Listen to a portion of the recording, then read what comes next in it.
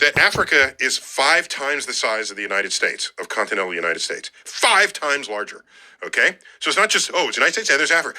Africa is 5 times bigger. All right, A. B, the exploration of Africa by Europeans, all they could see is that everybody had the same skin color.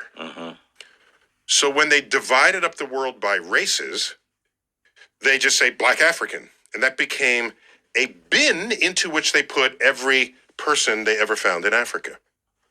Because they saw skin color. Yeah. They weren't seeing anything else, though. Other elements of genetic diversity, of genetic expression. If all you see is skin color, you'll miss things like height, or intelligence, or motivation. Other things that could be encoded within a person, within a group. So now watch. All evidence shows that life began in Africa. And later left Africa to go into Europe and cross Asia, the land bridge into North America and South America. But all began in Africa. You would expect the greatest genetic diversity of the human species to be expressed in Africa. That's what you'd expect, because it all began there. Okay? So what do I mean by genetic diversity? Is it skin color? Because that's what everyone thinks about when they... No, forget skin color. Forget it. I'm talking about other features you can measure about people.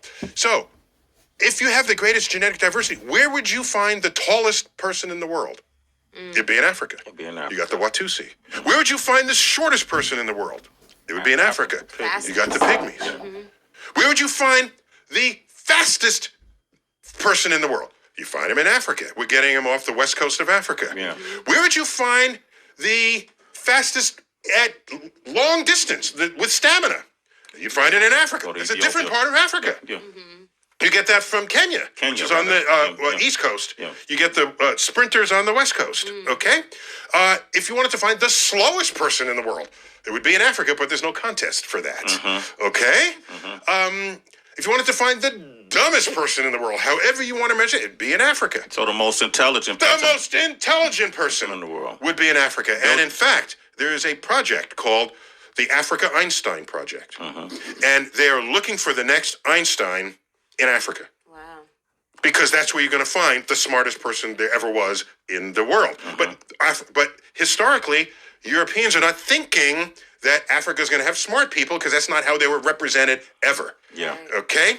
This was written about, Stephen Gould wrote about this in his book, The Mismeasure of Man. There's a shelf in the British Museum that has a brain in a jar. It's the brain of a famous psychologist, anthropologist, Broca. Okay? And next to it, on another shelf, are the genitals of a black male African in a jar. Wow. Well, that kind of says it all. Did you save the brain of the African? No, you saved his genitals.